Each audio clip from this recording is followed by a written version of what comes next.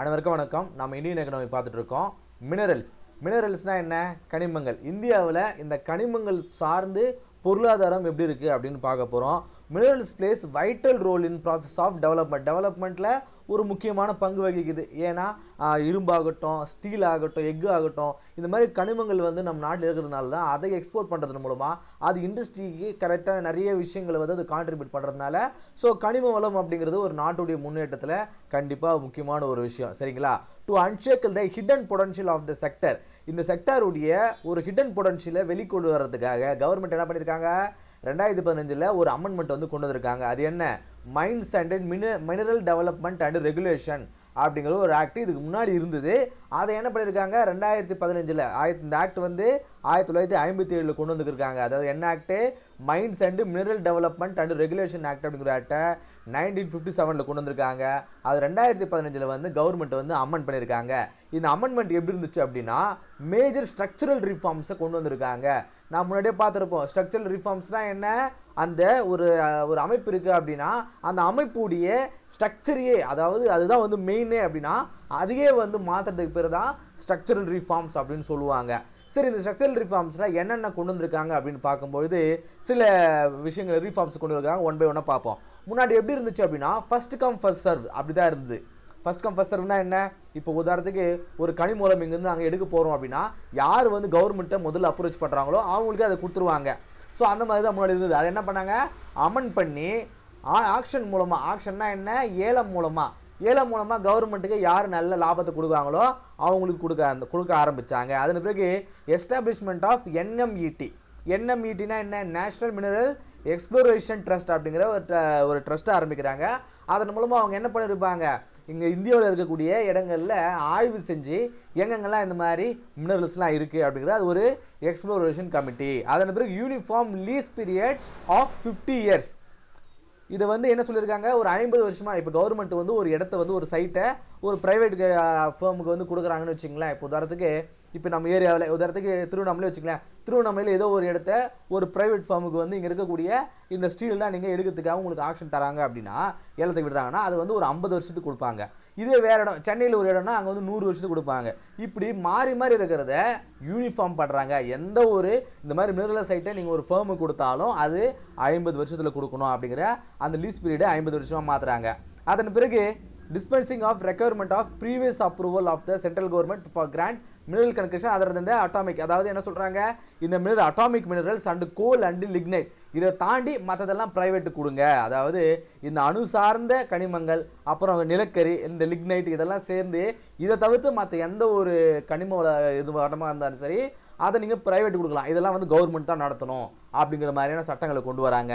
அதன் பிறகு establishment of DMF district mineral foundation. இது எதுக்காக அப்படின்னா இப்போ ஒரு கனிமூலம் ஒரு இடத்துல எடுக்காங்கன்னா அந்த இடத்த சுற்றி இருக்கக்கூடிய மக்கள் வந்து அதனால் பாதிக்கப்படுவாங்க இல்லையா? இப்போ எங்கள் ஏரியாவில் வந்து ஒரு மலை இருக்குது. அந்த மலையில் இருக்கக்கூடிய அந்த கற்கள் எல்லாமே வந்து உடச்சி எடுக்கிறாங்க.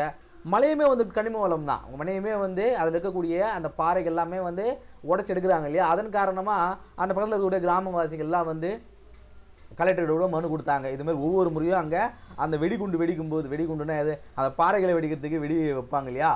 ஸோ அது வெடிக்கும்போது எங்களுக்கு ஒரு மாதிரி ஒரு பூகம்பம் வந்த மாதிரி இருக்குது, வீட்டில் வந்து நிம்மதியாக இருக்க முடியல, நிறைய டஸ்ட் பொல்யூஷன் வருதுன்னு சொல்லிட்டு எவ்வளோ போயிட்டு அங்கே கவர்மெண்ட் கிட்ட வந்து கலெக்டர்கிட்டலாம் வந்து மனு கொடுக்குறாங்க. ஸோ அப்படி கொடுக்கும்போது அவங்களுக்காக சில நல்லது செய்யணும் இல்லையா? இந்த மாதிரியான டிஸ்ட்ரிக்ட் மினரல் ஃபவுண்டேஷன் ஒரு ஃபவுண்டேஷன் ஆரம்பித்து அந்த மக்கள் பயன்படும் வகையில் சில நலத்திட்டங்களை கொண்டு வராங்க. இதுவுமே வந்து அந்த 2015 கொண்டு வந்த அந்த எம்எம்டிஆருடைய ரிஃபார்ம்ஸில் சில விஷயங்கள். அடுத்து 2020 2021 இன்னுமே சில ரீஃபார்ம்ஸ் வந்து கொண்டு வராங்க. அப்படி என்ன ரீஃபார்ம்ஸ் அப்படின்னு பார்க்கும்போது இது என்ன சொல்கிறாங்க? இது டோட்டலாக அப்படி பார்க்கும்போது இப்போ ஒரு ஏலத்தில் விடுறாங்க. முன்னாடி வந்து ஃபர்ஸ்ட் கம் ஃபர்ஸ்ட் சர்வீஸ் இருந்துச்சு இல்லையா? அதன் பிறகு 2015 அப்புறம் என்ன பண்ணாங்க? ஏலம் விட்டாங்க இல்லையா? இப்படி ஏலம் ஒருத்தர் வந்து விடுறாங்க ஒரு இடத்துல, அது ஒரு இடத்துல வந்து ஏலம் எடுக்கிறாங்க. அதை எடுத்து அந்த ப்ராசஸ்லாம் முடிஞ்சு ஃபைனலாக அவர் வந்து அந்த ஒர்க்கு ஸ்டார்ட் பண்ணுறதுக்குள்ளே ஒரு 3-4 வருஷம் ஆகிடுமா. பாருங்கள், ஒரு 3-4 வருஷம் ஆகிடும். இது இந்த அமெண்ட்மெண்ட் மூலமாக என்ன கொண்டு வராங்கன்னா இப்போ அவர் கொடுக்குறது 50 வருஷம் தான், அதில் 3-4 வருஷம் நீங்களே எடுத்துட்டா அங்கே என்ன மாதிரி டெவலப்மெண்ட் வரும்? ஸோ ஒரு கனிமவளம் இருக்கிற ஒரு இடத்த நம்ம ஃபேர்மு கொடுக்குறது எதுக்கான காரணம்? நாட்டுடைய ஜிடிபி அவர் இன்க்ரீஸ் பண்ணுவார்றதுக்காக தான் கொடுக்குறோம். ஸோ இந்த ப்ராசஸே ஒரு 3-4 வருஷம் போகும்போது அது வந்து அவருக்கு நஷ்டமோ இல்லையோ கவர்மெண்ட்டுக்கும் நஷ்டம் இல்லையா? ஸோ அதை வந்து ஸ்பீடப் பண்ணுறதுக்காக தான் இந்த ரெகுலேஷன்ஸ் கொண்டு வந்திருப்பாங்க. இது 2020 2021 கொண்டு வந்திருப்பாங்க. அதாவது அந்த கிளியரன்ஸை அது இது தெரிஞ்சுக்கிட்டதுன்னா கெட்டிங் கிளியரன்ஸ் லாங்கர் டைமாக இருந்ததை அதை வந்து கம்மி பண்ணுறாங்க. இது மட்டும் தெரிஞ்சுக்கிட்டா போதுமானது. இதுக்கு முன்னாடி வந்து முன்னாடி இருந்தவங்களாம் இருப்பாங்க இல்லையா, அவங்களுக்குலாம் வந்து ஒரு 2 வருஷம் வந்து அந்த ஏரியாவை வந்து எக்ஸ்டெண்ட் பண்ணுறாங்க. அதெல்லாம் நம்ம பார்க்குறோம். அடுத்ததா to boost growth, employment and bring state of art technology in the mining sector in general and exploitation in particular under Atmanirbhar Bharat Abhiyan in 2020 and 2021. The government announced the following structural reforms. என்ன பண்ணுறாங்க, இந்த mineral செக்டாரில் இன்னுமே growth கொண்டு வரதுக்காகவும் வேலை வாய்ப்பு கொண்டு வரதுக்காகவும் நிறைய இந்த ஆத்மநிர்பார் பாரத் அபியான் அப்படிங்கிற திட்டத்தின் வகையில் 2020 இன்னுமே சில ஸ்ட்ரக்சரல் ரிஃபார்ம்ஸ் வந்து கொண்டு வராங்க. அது என்னென்னு ஒன் பை ஒன்னாக பார்ப்போமா.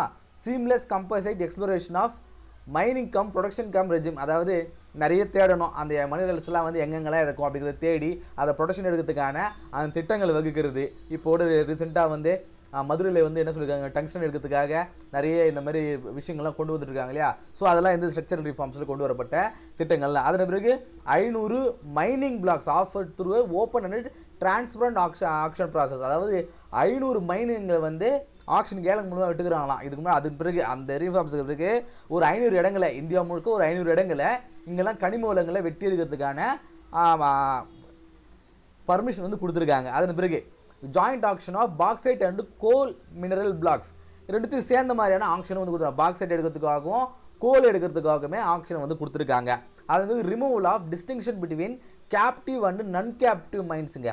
டிஸ்டிங்ஷன்னா என்ன, வேறுபாடு, எதுக்கு இடையில இருக்கிற வேறுபாடு, கேப்டிவ் அண்ட் நான் கேப்டிவ்னா என்னென்னா, கேப்டிவ்னா என்னென்னா ஒரு தனியான ஒரு ஃபர்ம். இப்போ நான் இருக்குன்னு வச்சுக்கேன், நான் ஒரு மைனிங் வச்சுருக்கேன், ஒரு சுரங்க தொழிலாளர் வச்சுருக்கேன், அங்கேருந்து நான் கனிம வளங்களை வெட்டி எடுக்கிறேன்னா அது என்னுடைய தேவைக்காக மட்டுமே நான் அதை பயன்படுத்தினேன். அது பேர் வந்து கேப்டிவ் மைன்.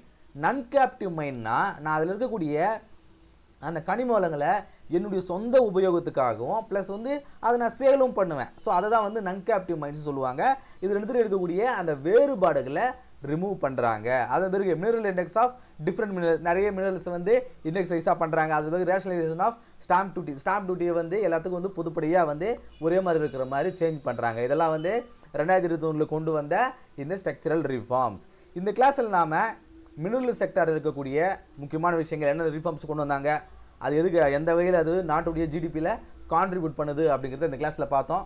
இந்த கிளாஸ் உங்களுக்கு யூஸ்ஃபுல்லாக இருக்குன்னு நம்புகிறேன். அடுத்த கிளாஸ் சந்திப்போம். நன்றி.